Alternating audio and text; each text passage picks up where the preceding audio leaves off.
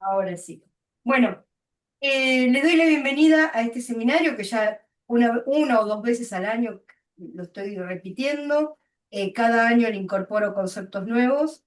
Puse esta foto porque esta foto es del primer desfile que yo organicé grande, que bueno, tuve cuando de mi época que trabajaba con Piazza, y que la madrina era Irma Roy, que yo no sé si ustedes la conocen. Irma Roy fue una actriz muy importante allá por los 90. Soy arquitecta, egresada de la Universidad de Buenos Aires, tengo una maestría en marketing de la moda en la Universidad de Belgrano. Mi expertise está en moldería de alta costura, tomé una diplomatura de emprendedurismo y por esas cosas de la vida, en el año 2023, me distinguieron como líder de la ruralidad de las Américas y hoy lidero Mujeres Rurales acá en Las Flores. Yo soy porteña, me mudé acá a la ciudad de Buenos Aires. Bueno, y esto es más o menos el programa de lo que vamos a ir viendo a lo largo de este seminario. Eh, este seminario en un primer momento se llamó Entender el sistema de la moda para poder construir sostenibilidad. ¿Por qué le puse en su momento ese nombre? Que después lo fui modificando con diseñar con criterio, que en realidad es eso un poco, ¿no? Empezar a cambiar la mirada. Eh, Entender la moda es entender el sistema de la moda. Nosotros cuando hablamos de moda, habitualmente dicen, "Ay, esperen que tengo un problema, no las estoy pudiendo ver y eso me molesta mucho, necesito verlas". Y no sé qué hice que en el compartir, a ver si lo puedo cambiar, denme 2 minutos, porque si no veo, no puedo verlas, es como que, ay. Yo siempre que comparto pantalla nunca puedo ver a los demás, pero no sé si hay alguna Una opción. ventanita. ¿Ven? Bueno, ahí no, ahí salí de todo. Compartir, voy de nuevo. Estoy acá, compartir, pero yo tengo que poder verlos. Ajá, voy de nuevo. Compartir.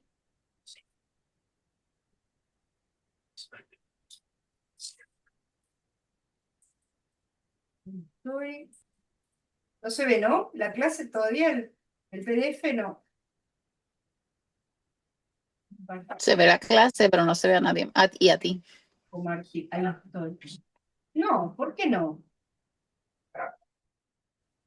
Ahora no puedo ver la clase. No puedo ver el PDF. Compartir. Estoy acá. Compartir. Dejar de compartir.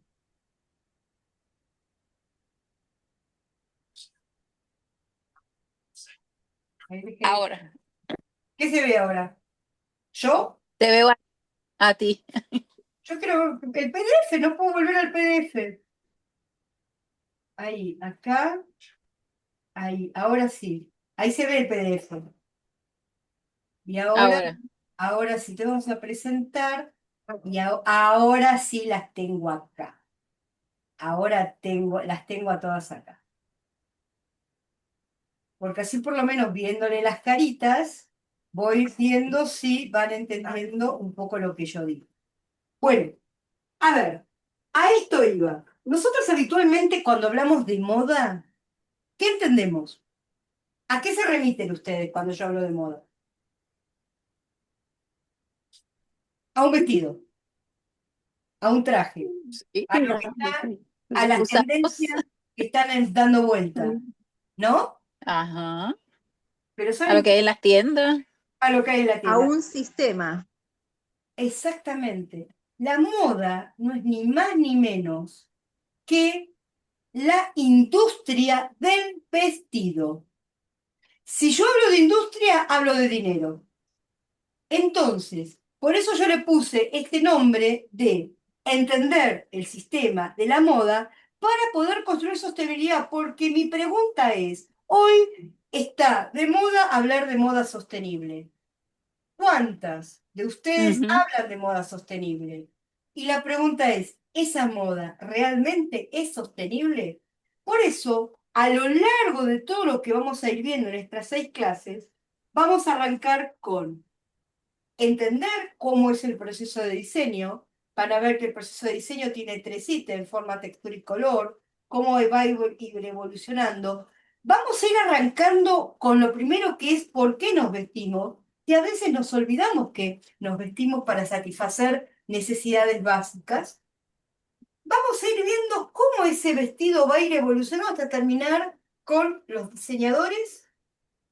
¿Y ustedes observaron algo? Las industrias más grandes de hoy de la moda, las marcas más importantes, ya no tienen diseñadores reconocidos, sino que están dirigidos por equipos técnicos cuya cabeza es un director creativo. Entonces, todo eso es el complejo sistema de la moda. ¿Qué vamos a tratar de entender? El metalenguaje del vestido, porque el vestido es un comunicador.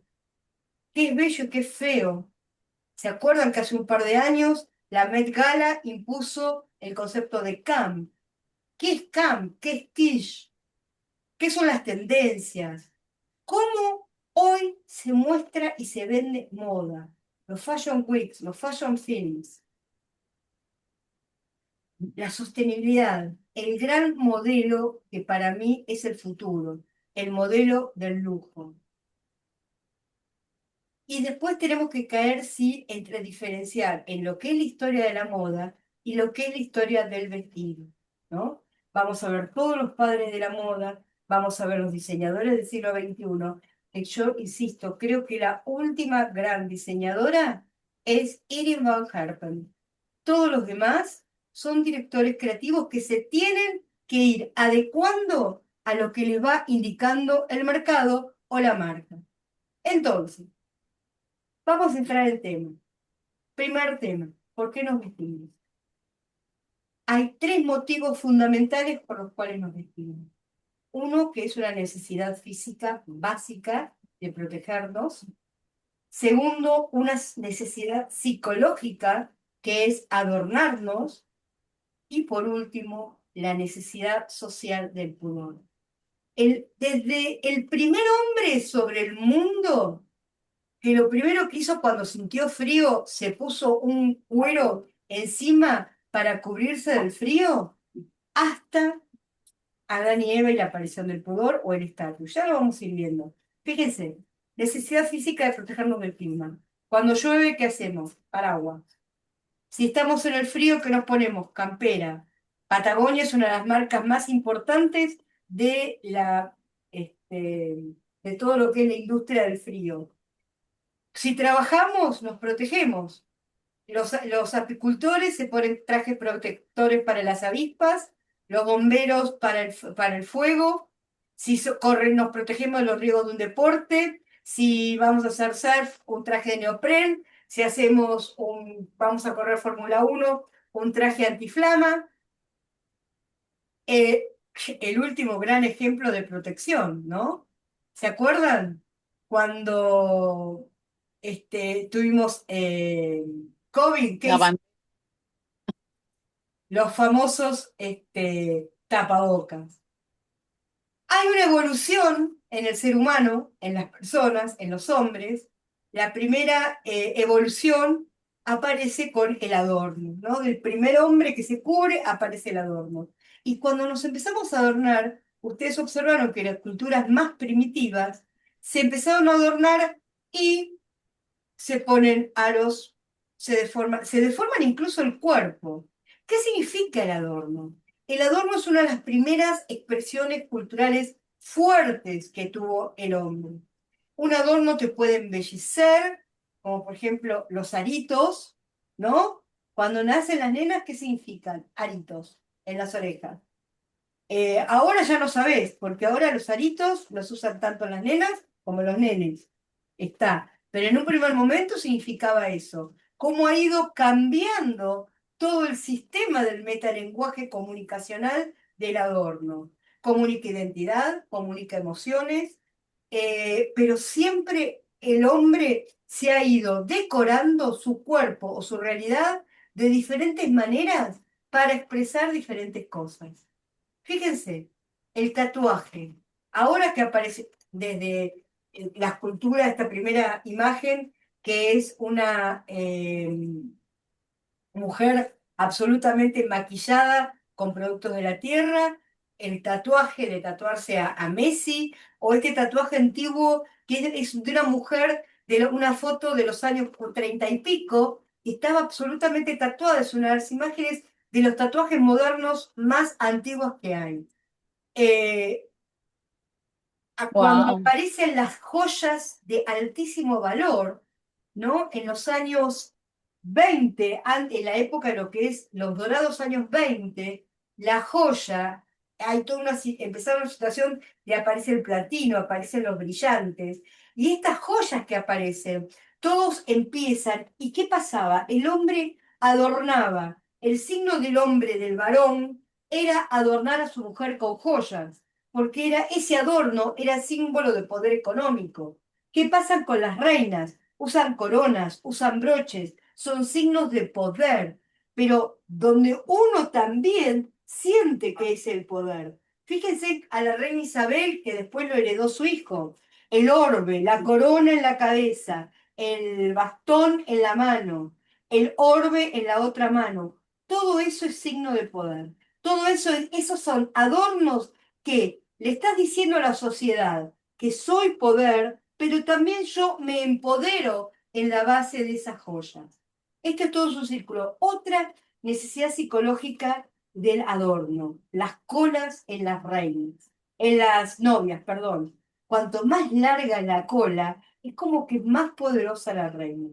Eso, en realidad, acá también hay una respuesta de ida y vuelta de modas, ¿no? Hay modas donde no se usan, hay modas donde los tules son muy grandes. Por eso puse tres imágenes emblemáticas de tres princesas, en realidad Lady Di y sus dos nueras. Con las tres, cada una tiene un vestido de novia que responde a un momento determinado de la historia, pero que también responde a una necesidad. ¿Quién es de las tres es más poderosa? Si ustedes van a Lady Di, tiene un terrible ramo de flores en su mano, y ese terrible ramo de flores en su mano indica el poder de ella sobre sus nueras, que una va a ser la futura reina, la otra no, pero también el poder siempre está demostrado en estos adornos. Y una novia sin un ramo no es novia, ¿no? Son pequeños adornos que van teniendo. Y acá llegamos a la tercera necesidad, que es la tercera necesidad, la necesidad social del pudor. Yo siempre lo cuento con este cuentito. Érase una vez un hombre y una mujer que estaban desnudos sobre la tierra. Un día Eva agarra una manzana de un árbol que se lo da a la víbora y se la da de comer a Adán y resulta que se descubren como hombre y mujer desnudos. A partir de ahí empieza el hombre en el marco social, el hombre con el otro. Y cuando el hombre está con el otro, necesita vestirse porque no puede salir desnudo. Y ahí vamos a ir viendo diferentes evoluciones de lo que es el pudor. El pudor que siempre está asociado a todo lo que tenga que ver con la modestia, con el rescato, con el ser honesto. Pero el pudor influye terriblemente. ¿O alguna de ustedes se animaría a salir desnuda a la calle? No, pero igualmente No creo, va a ir evolucionando. ¿Cómo? no creo. No, pero el pudor va a ir evolucionando y cada periodo histórico o cada periodo de la historia va a tener diferentes características. A ver, incluso hoy el pudor está resignificado por un montón de valores. En la Edad Roma, la desnudez no siempre fue indecorosa. En la Edad Media era terrible. La desnudez era pecado de Dios. En el Renacimiento ya el pudor se va resignificando porque las mujeres empezaron a usar corsé, manga larga, taparse. La época victoriana el pudor llegó al extremo, pero en el siglo XX ya no. En el siglo XX van a ver que hay toda una evolución, desde la mujer del principio del siglo XX que no podía, yo me acuerdo una anécdota de mis abuelas, que por la avenida Santa Fe en Buenos Aires estaban los tranvías y que los hombres se acercaban a mirar los tobillos, porque el tobillo era como la sexualización. Fíjense, las japonesas cuando usan los kimonos, si ustedes observan las geishas, el kimono siempre tiene un desboque atrás, porque la nuca es un símbolo, es una zona muy sexual para los japoneses. Entonces, el pudor es tapar la nuca. O sea, cómo cada situación se empieza a dar de diferentes maneras. Entonces, ustedes van a observar que la moda permanentemente bajo ser un doble juego. Por un lado, desafía el pudor.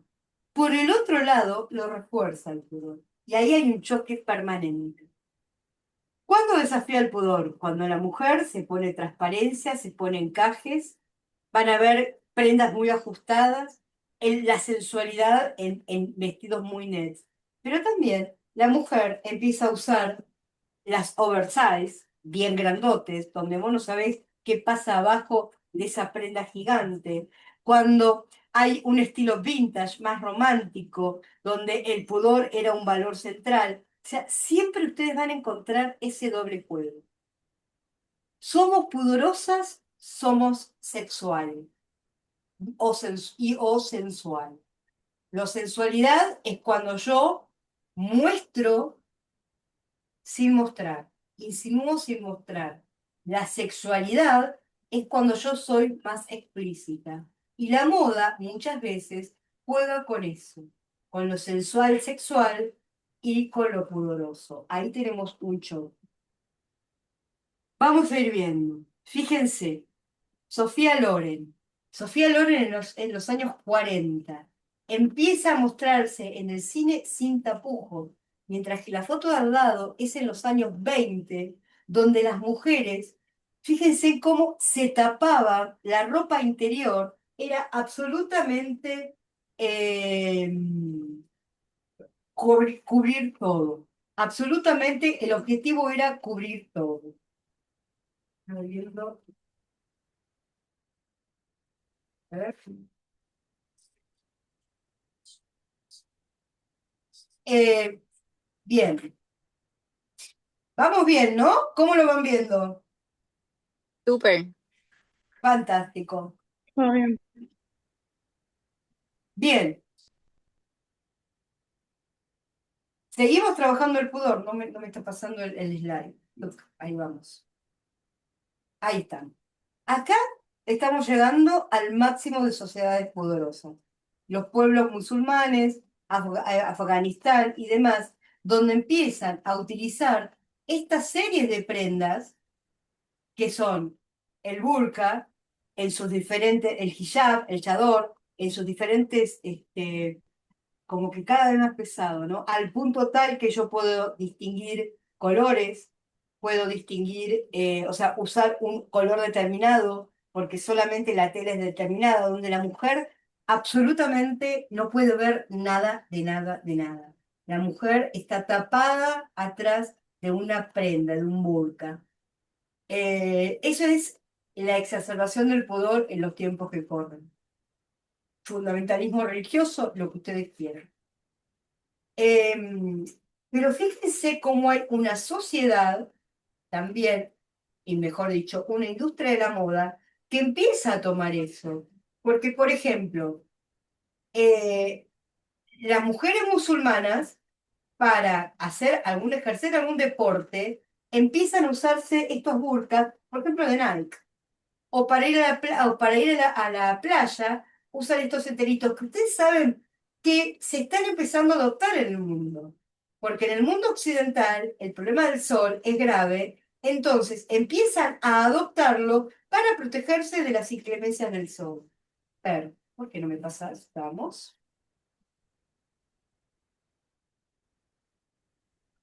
Ahí está. Ahí hice lío. Esperen, esperen, ¿qué dice? Choco, choco, choco. Choco, mucho. Acá entramos a otro tema del pudor. Ustedes saben que dentro de la comunidad judía hay un grupo, los más ortodoxos, que se llaman los Zniut, que traducido tiene que ver Mm. con el pudor y la modestia. Son los judíos que empiezan a utilizar un estilo de vestimenta, el judío ortodoxo, que es muy, muy, muy cerrada, ¿no? es una vestimenta faldas largas, los hombres usan sombrero, estas mujeres están, ustedes si vamos por el 11 que lo poder ver, esto es la colectividad judía, o sea, ¿a qué voy? Los musulmanes, los judíos, todos tienen una tendencia como, también los cristianos lo vamos a encontrar en algunas características cristianas, como de protegerse por cuestiones de pudor. O sea, el pudor está inserto en la sociedad y es una necesidad social. Ahora bien, dentro de las necesidades sociales empieza a aparecer una que, eh, perdónenme que tengo que responder este. Supongo que estás escribiendo por el tema de la radio. Termino de acá y voy. Y si no, cuando termino acá, 8:30, te escucho. Beso.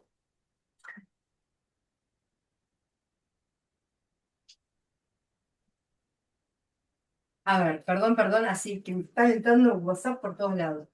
Pero Un tema que yo sé, esta clase, bueno, debe ser 3 o 4 años que doy. Y siempre empieza la necesidad social del estatus y van a ver que dentro de la necesidad social del estatus vamos a encontrar la logomanía. ¿Qué es la logomanía? Esa cuestión de para pertenecer tengo que ser parte de un grupo. Entonces utilizo ropa con logo.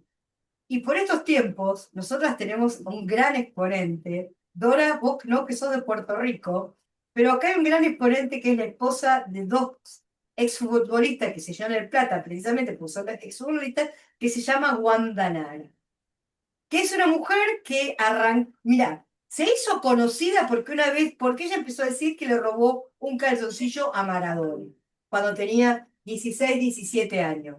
Así empezó su historia, Doris. Doris es de Puerto Rico, después voy a usar un tiempito para que se vayan presentando. Bueno, ella ahora es famosa porque lo único que hace es está comprar. interesante la historia.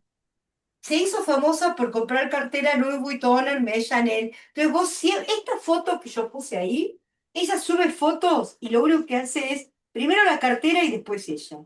Entonces, esa necesidad. Ahora, ¿por qué vengo a esto? ¿Por qué la necesidad de para poder ser, en este caso, Wanda Nara, una de las mujeres más mediáticas de nuestro país, ella tiene que usar una cartera que yo estoy segura que el 90% de esas carteras son truchas? Y de hecho me animo que esa Vuitton es Yo te iba trucha, a porque decir se lo usa mismo. la marca, Yo está te iba a muy decir lo bonita, mismo, que para mí algunas son medias truchas, algunas deben el ser reales, otras. 90% de ser trucha. Pero ella necesita De China, su. debe ser China, China, China. Bueno, su último marido vivió en Turquía. O sea, deben ser turcas, o chinas o turcas. Bueno, pero esa necesidad, la logomanía es una cuestión de estatus. Entonces es muy interesante empezar a entender qué es el estatus. Ahí está. El estatus es la posición que ocupa una persona dentro de la sociedad. Y la moda es fundamental para el estatus. Yo puedo heredar mi estatus o puedo adquirirlo. Por ejemplo, una familia de la realeza, como estuvimos viendo recién, es gente que ha heredado el estatus. A otras personas lo Ujú. van adquiriendo al estatus. ¿Por qué? Por méritos propios. De pronto, un futbolista puede adquirir un estatus económico que lo ha heredado, o, no sé, el estatus político o el estatus cultural porque se distinguió. O sea, el estatus es cómo yo me distingo frente a la sociedad. Cada una de nosotras puede tener diferentes estatus. El estatus puede ser, al igual que la moda, es muy, es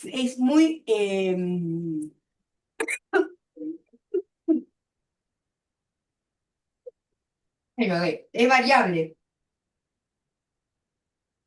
El estatus puede ser ascendente, puede ir mejorando una persona su estatus, o alguien lo puede perder. Puede tener, pero siempre el estatus va a impactar en la moda y va a impactar en cómo se percibe el éxito de esa persona. Entonces, ¿cómo se relaciona el estatus con la moda? En las marcas de lujo. Que las marcas de lujo no solamente venden moda, venden pertenecer. Si yo tengo una cartera Hermes, pertenezco. No sé a qué, pero pertenezco. La tengo. El fast fashion, que lo vamos a ir viendo muchas veces en estos cursos, en estos días. El democratizar las tendencias, permitir qué es lo que está pasando. Si yo tengo determinada prenda que la vi en Chanel, pero como no puedo comprar el traje Chanel, me compro un traje en Temu, en Jane, que es parecido, y la gente que no entiende me va a percibir como que yo formo parte de un estatus que no formo parte. ¿Entienden el juego del Ah, estatus? Y el estatus siempre está, ay, me equivoqué, perdón. El estatus siempre está vinculado a todo lo que tiene que ver con la sostenibilidad y la ética. El estatus hoy por hoy tiene mucho, fíjense, esto es algo nuevo. El estatus, o sea, si yo consumo productos verdes, que ya lo vamos a ir viendo qué significa, tengo un estatus porque yo cuido el planeta. Si yo cuido a mis perritos o soy preservacionista o rescatista, eso me da más sentido de sostenibilidad y ética. Y muchas veces atrás de eso hay grandes mentiras. ¿Y por qué? ¿Qué tiene que ver el estatus con la percepción de éxito? A ver, Carla, vos que trabajás con imagen, Iliana, vos también, lamentablemente, bueno, Dora es modista, Iliana y Carla trabajan con imagen. Pero esto, los diseñadores van a ir viendo que yo se lo voy a ir mostrando. ¿Cómo le cuestan a los diseñadores empezar a entender esto? Por eso las marcas, los diseñadores, quedan muchas veces no evolucionan. Porque no entienden que cuando alguien compra un vestido o accede a un vestido, o, perdón, voy, me caso, Iliana, ¿me organizás el vestido, mi casamiento? ¿Me das la identidad? Carla, hay atrás una percepción de éxito, porque mi vestido es una herramienta de poder. No solamente me empodera a mí, sino que me ve poderosa frente a los demás. Este juego, que cuando veamos metalenguaje en la próxima, no me acuerdo si en la próxima clase o en la otra, van a ver que este es un juego que permanentemente en el vestido. Doris, vos le hacés vestidos a reinas de belleza. ¿Qué importancia es tiene correcto. ese vestido a la reina? La empodera. ¿Es igual una reina Sí. que anda con una túnica blanca a que vaya con esos vestidos fantásticos que haces vos? No. Yo El te diría que ellas perciben que el vestido es lo que las va a hacer ganar la corona cuando están en la competencia. Y que Totalmente. mientras más fastuoso sea ese vestido y más brilloso y llame la atención, ellas van a tener más oportunidad de ganar ahí. ¿Entendés entonces la herramienta de poder que es ese vestido?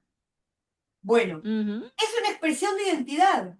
El éxito de cómo yo me visto, cómo yo a la mañana, a ver, ¿qué tipo de reunión tengo? En función del tipo de reunión que tengo, me visto. ¿Qué estoy haciendo? Me estoy dando identidad a mi ropa, me estoy empoderando. Y todo eso tiene un impacto psicológico en mi empoderamiento personal. ¿Queda claro esto? Estos Perdona que te conceptos, interrumpa. ¿cómo? Te voy a dar un dato en cuanto a eso.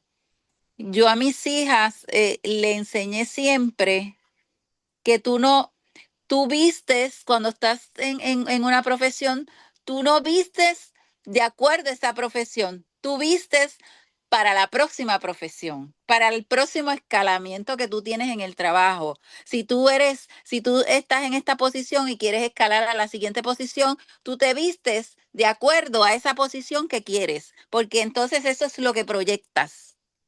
Van a ir viendo ese tema. Lo vamos a ir viendo en las próximas clases. Porque la moda, ¿me da identidad o se transforma en un uniforme? Ahí hay un doble Mm, juego.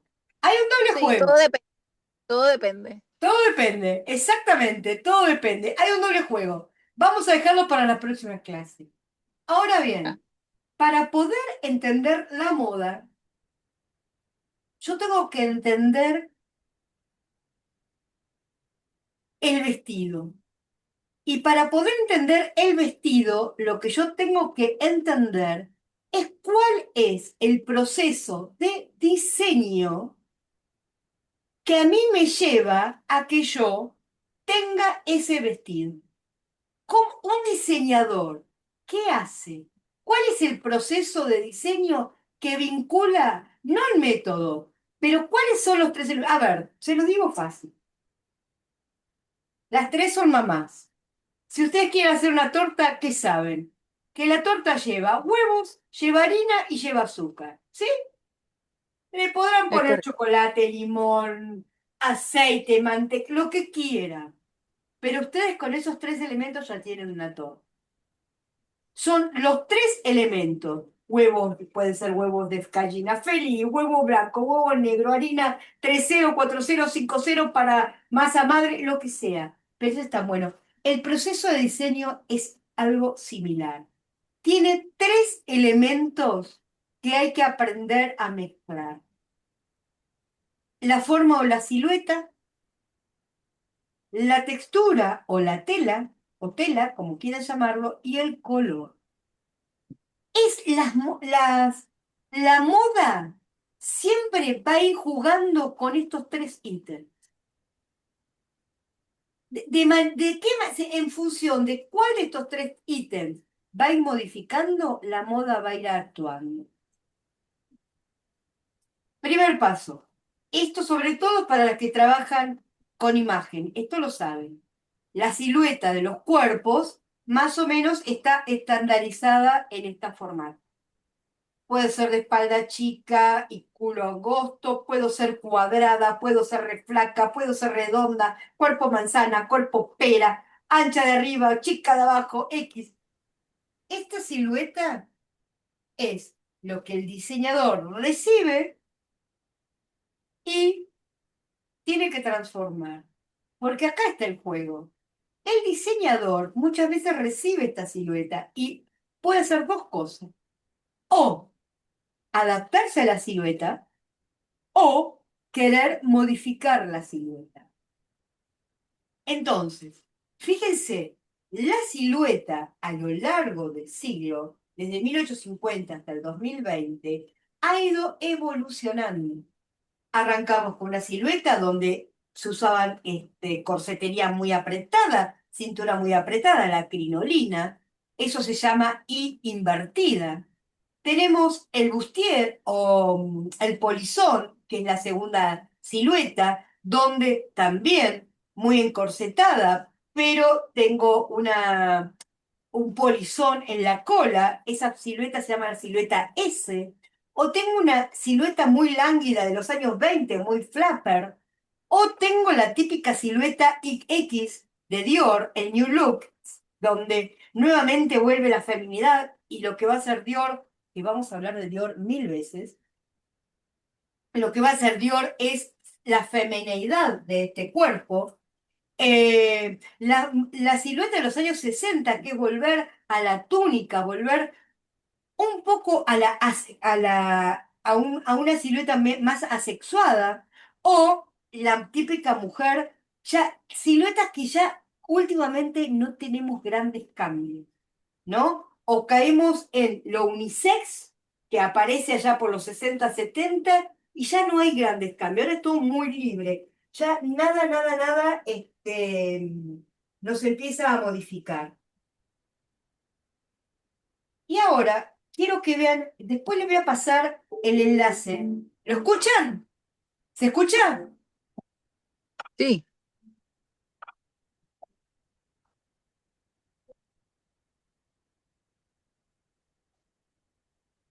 Esta fue una muestra que se hizo en un museo en Europa. y tiene que ver cómo las diferentes siluetas que hubo a lo largo de la historia.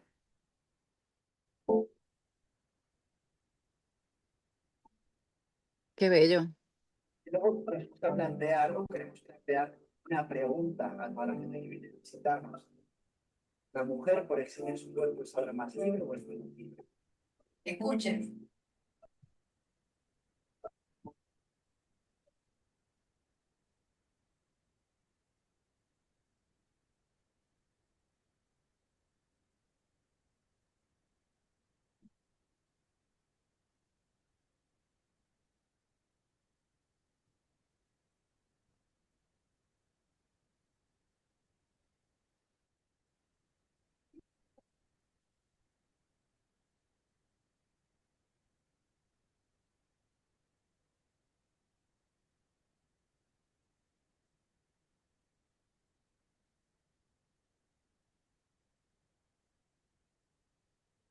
Tan hermosos todos. El gran desafío de los diseñadores es modificar la silueta.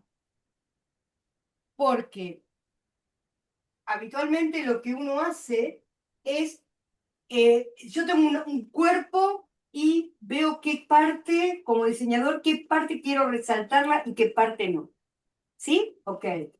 Pero el desafío del diseñador, el artista, lo que va a hacer es proponer siluetas nuevas. Lo vamos a tener a Balenciaga, que mientras Dior apretaba, Balenciaga soltaba.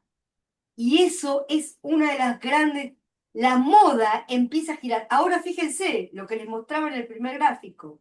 En los últimos 20 o 30, no, ¿qué digo? En los últimos 50 años, prácticamente las siluetas se han modificado, pero no se han transformado como tendencias de moda. La puede hacer un diseñador, pero en términos generales no se imponen como tendencias claves, como sí ocurrió con la crinolina, como sí ocurrió con el polizón. ¿Entienden el concepto histórico del momento? Bien. Sí. Bueno, queda, bueno, bárbaro. A ver, vamos a ir viendo acá siluetas. Acá tenemos dos Dior, perdón, dos vestidos Dior. Uno de los primeros es cuando Dior larga su colección New Look, esa que va a ser ese trajecito con la cintura bien apretujado, ya iremos viendo, y al lado un vestido, una colección que va a ser John Galliano para Christian Dior, con silueta X. Es como una reformulación, ¿no? Fíjense, si bien John Galliano es un gran diseñador, fue uno de los últimos diseñadores que trabajaron en marcas, en este caso en Dior, o sigue trabajando, después trabajó en Margiela y demás, donde tiene la posibilidad, donde copia una idea de Dior y la transforma. Fíjense, le pone ese cuello gigante a las mujeres, ese ornato, que es ese collar enorme, ese cuello. Hay una gran modificación. Ay, me estoy muriendo de calor, chicas, yo no les puedo explicar. Miren, acá, Balenciaga, era lo que le decía, cómo modificó los cuerpos. Balenciaga va a crear esta imagen que es la silueta gonflé. ¿Qué es eso de la gonflé? Un cuerpo donde no sabe dónde está la cintura, no sabe la cara. Yo no sé si esa mujer tiene cola, no tiene cola, tiene panza, no tiene panza, es chata, no entiendo nada. En la evolución de estos cuerpos hay cosas que yo no entiendo nada. Porque el gonflé, porque lo que va a hacer Balenciaga es esconder las siluetas abajo de los vestidos. ¿Por qué? Porque Balenciaga y Dior eran como dos tendencias diferentes, aunque Balenciaga es mucho anterior a Dior. Ahora, lo vamos a ir hablando después. Balenciaga, si hoy estuviera vivo, se muere 20 veces con lo que están haciendo con su marca. Sí. En fin, pero ¿qué hizo Balenciaga? Él se murió y dijo, yo no quiero que nadie se quede con mi marca. Mi marca Balenciaga soy yo. Nadie puede venir a diseñar Balenciaga. Y se armó una gran podrida. ¿Por qué? Porque toda la familia estaba metida en la fábrica, en la empresa. Si se moría Balenciaga y no había continuidad con otro diseñador, la empresa moría. La empresa murió a medias hasta que los herederos pudieron venderla. Y ahí volvieron a ganar plata, hicieron este desastre. Bueno, una silueta que es la túnica, que nosotros habitualmente la túnica la consideramos de otra manera, como la que estuvimos viendo por ahí, pero también la túnica es esta, donde yo no tengo, no veo cuál es no veo cuerpo, la túnica es lo que está escondido abajo, no hay todavía, o sea, no hay la gonflez una y la silueta túnica donde yo no marco ni la cintura, no marco la cadera, no marco nada. Pierre Cardin también, esto es muy 60, muy 70, Saint Laurent, Pierre Cardin, las túnicas de ellos fueron ejemplares. Balenciaga vuelve, ustedes saben que hoy Baby Doll para nosotros es ropa interior, ¿no? Es una túnica arriba de una bombacha en corpiño. Pero Baby Doll en realidad es un vestido que diseña Balenciaga, que es esta forma, canesú y doble volado. Eso, que es la silueta A o silueta basé, donde me marca bien mis hombros, pero no se marca la cintura. Me calza bien, pero es amplio abajo. Que es esta silueta muy basé, es una silueta A, es la misma silueta se puso de moda también ahora con los Bridgerton. Amo Schiaparelli. Lo voy a decir ahora y lo voy a decir 1000 veces. Esta es la silueta invertida. ¿Cómo es la invertida? Es una silueta sirena, donde se abre, de la rodilla para abajo se abre mucho, pero arriba tengo una columna. Tengo estos dos vestidos maravillosos de Qué Schiaparelli. bello ese vestido. Amo Schiaparelli hasta el último de mis días. Cada vez hace mejores cosas. Y es una marca que hoy no está diseñada hoy está diseñada por un diseñador que sigue los lineamientos de Schiaparelli, pero hace una vuelta de tuerca mucho más actualizada. Ya lo vamos a ir analizando. Bien, acá tengo la silueta Y, que es exactamente al revés que la sirena. Al contrario, amplio arriba y muy estrecho abajo. O tengo la silueta pato que les mostraba hoy, cuando Carlos Federico Worth inventa el polizón. Bien, ¿entendido el concepto silueta? ¿Cuál es el desafío del diseñador? Arma la silueta y ahora, ¿con qué materializo esta silueta que yo armé? Entonces aparecen las telas o texturas. ¿Por qué? Porque la tela puedo entenderlo desde lo que yo voy tocando, ¿no? A ver, la tela tiene que ver con suavidad, tiene que ver con caída, pero también tiene que ver con textura táctil, pero también tiene que ver con textura visual. ¿Qué es lo que yo veo con la tela? Veo rayas, veo dibujos, entonces aparece su doble juego, lo táctil y lo visual. Son las texturas que me generan la tela. Entonces yo voy a empezar a clasificar a la tela, a estas texturas que son como el ladrillo para una construcción de un arquitecto, ¿no? La textura es la materialización de la silueta. Y puede tener fibras naturales que provienen de animales o de plantas, algodón, lino, piel, cuero, cáñamo. Las artificiales, que contienen celulosa, las sintéticas, que provienen del petróleo, y ahora las nuevas, los biomateriales. Esto es absolutamente nuevo, es un nuevo tipo de textura que es desarrollada a partir de residuos. Las texturas que tienen una materia prima, también con esa materia prima se pueden hacer un montón de cosas. Puedo tener tejidos planos que se hacen de urdiembre y trama, puedo tener tejido de punto que yo empiezo a tejer, o puedo tener afieltrado. ¿El afieltrado qué es? Es cuando la lana, por ejemplo, no se teje ni nada, simplemente, por ejemplo, por un proceso mecánico que yo empiezo a hacer esto, es como ¿vieron cuando ustedes agarran un hilo y empiezan a hacer una bolita? Y ese hilo de pronto quedó como eso es un afieltrado básico. Quienes anduvieron a caballo alguna vez, cuando levantan la montura y ven que todos los pelos del caballo quedan como un tejido, eso es un afieltrado. El afieltrado no es tejido, el afieltrado es, ya sea por medios mecánicos, térmicos, químicos, un proceso donde la lana, la fibra, se transforma en una pasta o en un tejido. El afieltrado de lana es maravilloso. Bueno, acá tenemos diferentes tipos de telas, de texturas, que puede ser el tafetán, como la urdiembre, como yo voy tejiendo la trama en la urdiembre, puede ser la sarga o puede ser el satén.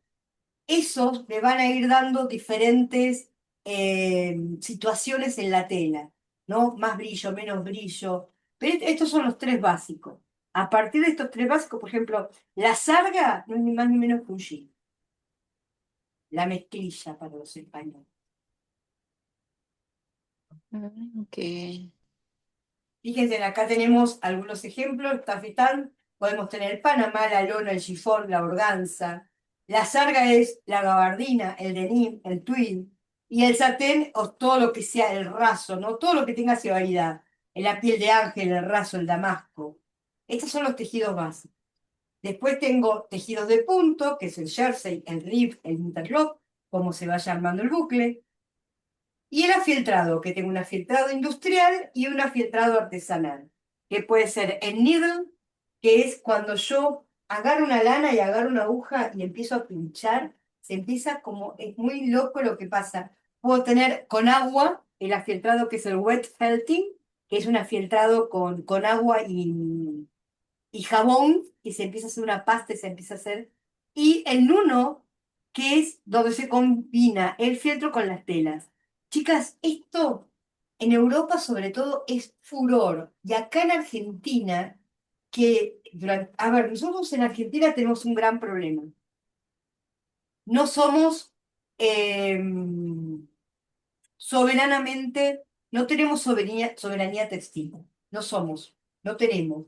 Entonces, yo a veces he propuesto muchas veces, ¿qué pasa si empezamos a desarrollar nosotros tela? O sea, tenemos un montón de zonas de países, en Catamarca, en todo lo que es nuestra cordillera, hacen diferentes tejidos. ¿Por qué no empezamos a trabajar? Y si tenemos tanta oveja, ¿por qué no hacemos afieltrado? Las telas afieltradas, por ejemplo, son geniales para los insectos. No, ustedes saben que la lana no se quema. ¿Vieron que cuando hay un incendio, qué hacen muchas veces? Tiran una prenda de lana encima, porque la lana le cuesta quemarse. Es maravillosa y sin embargo no la estamos incorporando. Ven, acá tienen diferentes tejidos. Yo soy una muy fanática del afieltrado, muy fanática. Me parece que artísticamente, aparte con el afieltrado se pueden hacer sombreros. De hecho, los sombreros, la mayoría de los sombreros son de fieltro de conejo, de fieltro de lana, son de esto que después se van moldeando. Es cierto. Ok. Eh, Bien, según la caída, las telas pueden ser con más o mayor o menor caída. Esto es un valor fundamental para un diseñador. La caída de la tela. Si tiene mucha o poca caída. Hay vestidos, a veces te viene la clienta con una gasa para hacerte un tapado duro. No, es fundamental que haya un vínculo entre la caída de la tela y el diseño. Son dos cosas fundamentales. Es como que yo quiero hacer, bueno, que ahora se puede, pero lo hicieron los árabes, ¿no? Edificios de 100 pisos de vidrio. Sí, para hacerlo, pero ¿qué pasa atrás? ¿Cómo es toda la estructura? Bueno, acá estamos igual, ¿no? Las telas, la caída de la tela, y le puse ese cuadro para que vean tejido fino, tejido grueso, con más o menos caída, más cayente o menos cayente. Es fundamental entender la caída de la tela. Yo tengo que agarrar una tela. Bueno, este es el pañuelo que estoy usando, siempre uso en mi cabeza. Pero yo agarro una tela y tengo que hacer esto. ¿Tengo más o menos caída? Esto es lo que me está indicando. Si yo agarrara, acá tengo una toallita, si yo agarrara esta tela tiene menos caída que esta, ¿no? Esta tiene más caída. Está bien. Es fundamental que se entienda. Bien.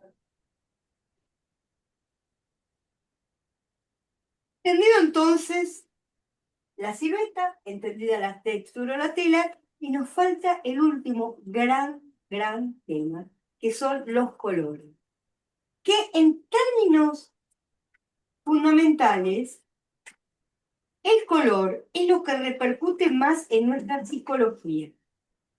Entonces, cuando nosotros vamos a comprar generalmente un vestido, lo que nosotros hacemos es, ay, yo no quiero un vestido. Nada, lo manejamos por, eh, con el color. ¿Quiero un vestido de este color?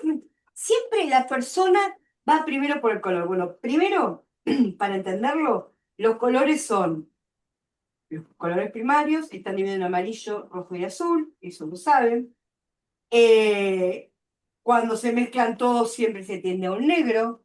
Los colores secundarios son la suma de los primarios. Los colores terciarios son la sumatoria de un secundario con un terciario. De un primario con un secundario. Y así aparece el terciario. Tengo los colores cálidos, tengo los colores fríos.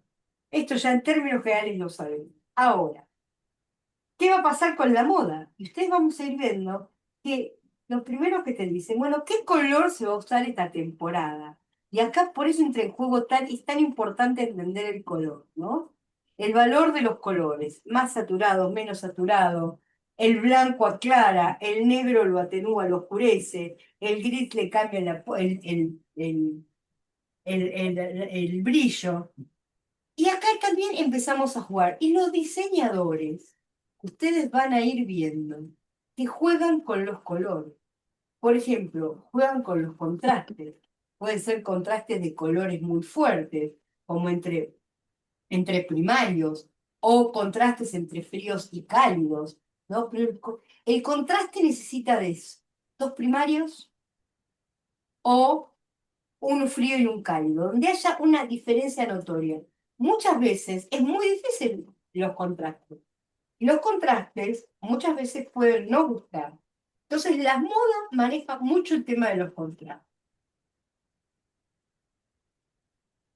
Por ejemplo, los falsos ton sur ton, que es como que son, pareciera, ton sur ton significa tono sobre tono. Entonces, pareciera que todos los colores, ese azul, violeta, bordó de Alberta Ferretti, pareciera que todo estuviera en la misma escalera. Y la verdad que no está todo en la misma escala de colores. Son escalas diferentes. Eh, por ejemplo, el más grande de los contrastes, que es el blanco y el negro. Entonces, ustedes van a ir viendo, y acá sí tengo esos tres diseños, que son color tono sobre tono, ¿no? Cuando yo me visto toda con un mismo color, que puede ser todo un color, pero con diferentes oscuros grises o valores. Esto es importante. Y acá, cuando analicemos la moda latinoamericana, vamos a empezar a entender que el tema del color, somos muy colorinches y nos gusta hacer color. Tal vez no tanto en esta zona de América, ¿no? Donde tenemos tan vinculado el tango, pero sí todo el tango es negro con rojo, negro con mandarín. O sea, hay siempre una fuerza. Entonces, esto lo vamos a ir analizando varias veces en el transcurso de nuestras clases, ¿no? El típico color valentino, el rojo valentino, cuando yo quiero hablar de un color block, ¿no? Estos son conceptos muy típicos que se usan en el mundo de la moda. Color block, ¿qué significa? Colores opuestos, colores complementarios, bien detonantes, violeta y naranja, verde y violeta, ¿no? Bien, que hace bien el contraste a través de eso. O lo que es el famoso monocromático, el outfit menos monocromático. Vestirme todo de un solo tono. El color eh, tiene una carga simbólica impresionante, un vínculo emocional extremadamente grande. Era lo que yo le decía, yo si tengo que Voy a un velatorio, no puedo ir de rojo, no puedo ir de amarillo. Tal vez en otra época era solamente negro, pero hoy ya puedo tener la cara simbólica. Me dice, bueno, yo tengo que ir de oscuro. Si me visto de oscuro, estoy deprimida. Si me visto de colores fuertes, tengo dopamina mi vestido, lo que se llama el vestido dopamina, ¿no? Donde que me levante el ánimo. Y los colores tienen mucho que ver con las culturas. Fíjense en acá. Este trabajo. Junté, creo que son 8 o 10 novias a lo largo de las diferentes culturas. Una boda japonesa, una boda de Mongolia, una boda nigeriana, una boda india.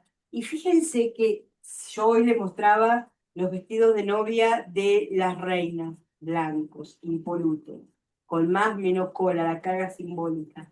Ahora acá, cada uno de estos vestidos tiene una fuerte carga simbólica para su cultura. La boda india, por ejemplo, tiene que tener esmeraldas, rubíes, tiene que tener piedras preciosas, ¿no? Tiene que tener todo ese gran valor. Acá tenemos más bodas, miren ustedes. Una boda de Ghana, una boda china, una boda gora, donde se pinta la cara, una boda escocesa. Cada uno de estas bodas, según la cultura en la cual atraviesa, el color juega un papel. No solamente la sigla, no solamente la textura, sino también el color. Y acá hago una salvedad, porque quienes hemos vivido la moda en los 90, que era mucho más tirana, los 90, o sea, nada, nos teníamos que vestir religiosamente en función del color. Era lo que hoy hablábamos, ¿no? Lo que hablábamos con vos, Doris, que vos le decías a tus hijas, tenés que vestirte para el próximo. Bueno, en los 90 era como que si vos ibas a la facultad tenías que vestirte de esta manera. Si vos ibas acá tenías que vestirte de esta otra. Era como que te vestías en función de la situación. Hoy creo que estamos mucho, no creo. Sí, definitivamente estamos mucho más liberados. O sea, el blanco lo puedo usar en cualquier momento, el negro en cualquier momento. O sea, estamos mucho más libres de usar los colores. Y eso, seguramente Iliana y Carla, ustedes también lo vivirán, ¿no? Cuando hacen el asesoramiento de imagen. Y acá tenemos un amplísimo espectro de toda la psicología del color. ¿Qué significa el rojo, el azul, el verde, el amarillo? ¿No? Cada uno de estos colores tiene una fuerte carga simbólica. Entonces, bueno, como les decía, el negro me da poder, me da sofisticación, me da valor, prestigio. El rojo me puede dar sexualidad, pasión, pero también me dice, cuidado, atención. O sea, hay como que todo tiene un yin y un yang, todo tiene un positivo y un negativo, ¿no? El negro me da un luto, pero también me da muerte, pero también me da elegancia. Un violeta me da lujo, realeza, pero también me habla de espiritualidad. Todos los colores tienen una parte buena y una parte mala. Entonces hay que tener cuidado con los colores donde lo uso. Pero acá Mm. entramos al gran negocio de la moda. Sí, ¿alguien iba a hablar? No, no, sigue. Bueno, acá entramos al gran negocio de la moda. Pantone. ¿Quién es Pantone? Pantone es una empresa. Es la empresa que digita cuál es el color del año. Una de las tantas, una de las 3 o 4 empresas que hay. En realidad Pantone nace en una estandarización de los colores, donde empezó a decir, bueno, a ver, el color rojo tal lleva tanto de rojo, tanto de azul, y empezó a ver ahí un sistema se llama PMS, que es un código para cada color, donde me dice qué porcentaje de cada color para yo armar un color determinado. No se quedó ahí, invadió. Y en la invasión empezó esto, ¿no? Empezó a decir, bueno, a ver, de acá a un año se va a usar este color. Entonces, ¿qué pasa? Las industrias empiezan a desarrollar en función de los colores que Pantone me dice. Una vez era estudiante de diseño, allá en el año 92, y estudiaba con Piazza.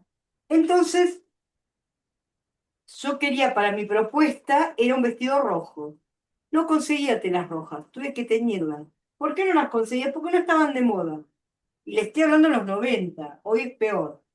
Entonces, Pantone lo que va a decir es, a partir de ahí, la industria fabrica las telas y el diseñador confecciona en función de lo que está. Claro, ese es un circuito de diseño, el circuito industrial.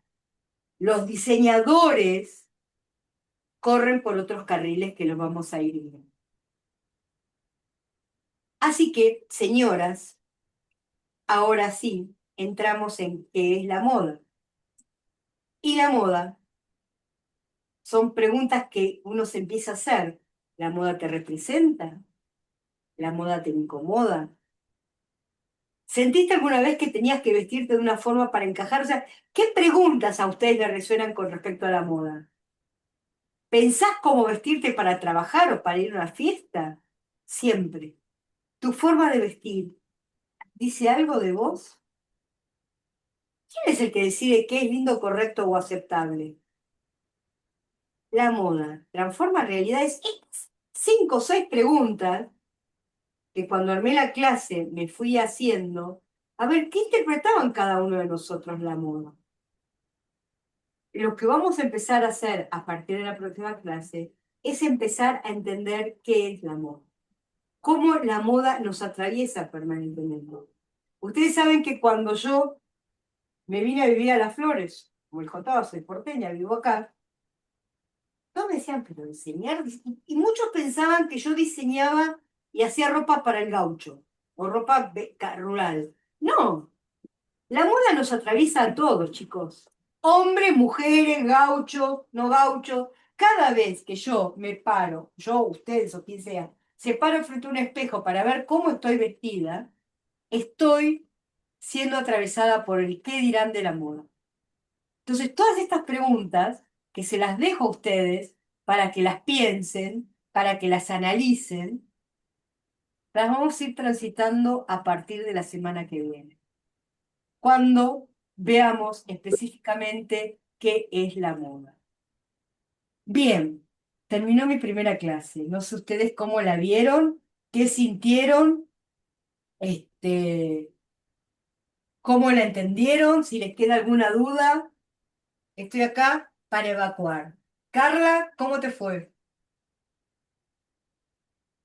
Yo apago el micrófono porque mis perros ladran mucho. Y Te allá no preocupaste, se no te escucha nada. preocupes, me pasa lo mismo. No, bien, bien, bien. Por más que hay cosas que uno siempre o las sabe o ya, pero siempre es bueno escucharla de otras personas o ver otra mirada que hay de la moda con un montón de cosas. Pero no, muy bien, muy, ¿Por muy qué? interesante de dónde. Perdón. No, no, muy interesante cómo enfocaste la clase, me encantó.